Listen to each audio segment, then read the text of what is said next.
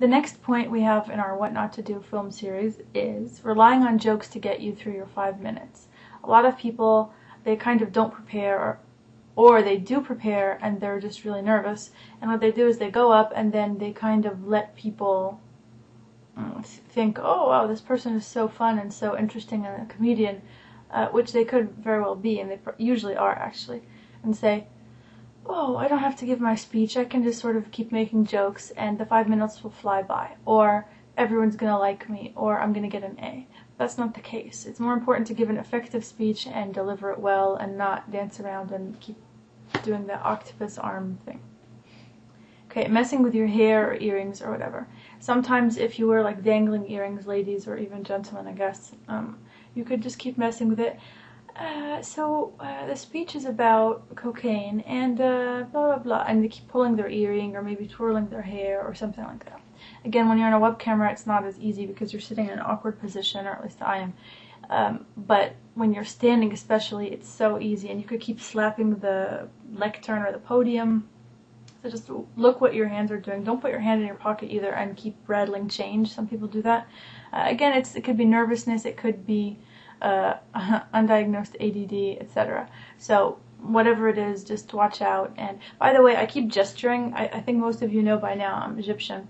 We Egyptians love to talk with our hands. So do many Spanish-speaking cultures and other cultures as well. That does not mean that you cannot gesture at all, but it also does not mean that you need to throw in gestures if you don't happen to do it. I mean, some people can be gesturing and it's obvious that they're throwing things in. They're like, as we've seen, the blah blah blah blah blah blah blah blah blah, and it looks practiced. It doesn't fit in with what they're saying. So if you do that, fine. You may want to go a little easy on it, especially in a video, because sometimes it could get the autofocus, like it keeps focusing and unfocusing and stuff. But I turn the autofocus off because I know that I gesture a lot.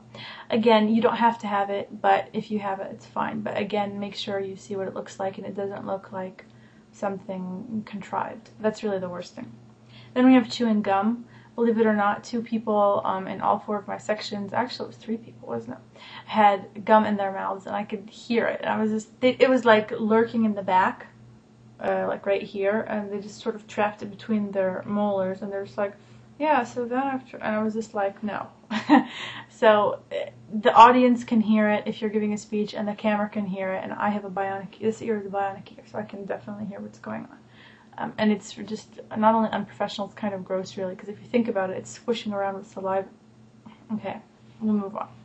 The last thing I have is eating or drinking. And if you're giving a presentation, it's acceptable to drink every so often, and if you're giving a long speech, it's acceptable as well. But if you want to drink water, especially if you have a dry mouth, which often happens when you're nervous, you want to drink that water like a minute before you get up there, or you could even chew a piece of gum for 3 minutes, not in front of the camera, but chew it and it'll get the saliva flowing again, so then you wouldn't have that sound, that little crinkly sound of dry mouth, which, I mean, it's okay to be nervous, everyone's nervous. Remember when I had the flip camera?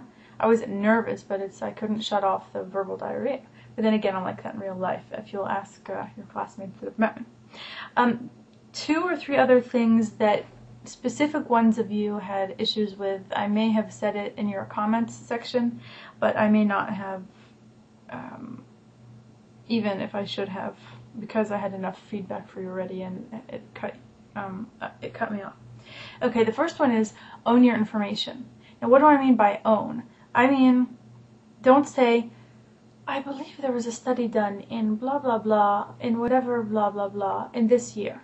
What do you mean you believe? You just did all this research on it. You're the expert on this thing. When you do a speech, you are the expert. And in fact, the next thing I have for you here is called competence and credibility. The most important thing when you give a speech is, I am competent to give the speech, I know about it, and I have credibility to speak about it. How would you like it if a firefighter came to your office or wherever to talk to you, and then they said, I believe that the firefighter training involves blah blah blah, but I could be wrong. What didn't they do research? Don't they work with it every day? They do, and they're good at their jobs, so you wouldn't expect someone who's like that to say, I think. Or what about a manager? A manager, now it's different if you're recalling a fact. If you're having a presentation, you said, I believe last year's sales figure was about blah blah, and it was off the cuff. He was just thinking about it, saying, bringing it in as a last minute example, but in a presentation you're not required to cite sources, whereas in a speech you are. Remember, when you're giving your speeches, you need to cite everything. Now, in your favorite film speech, you're not going to have to be like, okay, well, Smokey and the Bandit, as was covered in Psychology Today magazine in 1994, blah, blah, blah. You don't have to do that. But when you're giving an actual speech, especially if you have facts and figures and interviews with experts, etc., you really need to, every single time you have one of those, you need to say it out loud. Not just, I put it in my outline, but you have to cite it, because if you don't, what happens? It's called plagiarism. Remember from exam 1 we had global and patchwork and all these types of plagiarism? Well, if you don't say it, then it is considered cheating, and you can actually fail. So, not just in my class, but in any class that you have. So, owning your information. I'm competent, I'm credible. What are the most, you might have this on your test. What are the 2 most important things about being a speaker, or whatever it is? Competence and credibility. That's the answer right there, and I just gave it to you, basically. Yes, that's a gift from me. Owning your information. Instead of, well, skiing is a very good form of exercise because blah, blah, blah, blah, and your cardiovascular blah, blah, blah. No. Cardiovascular activity is a very good way to lose weight.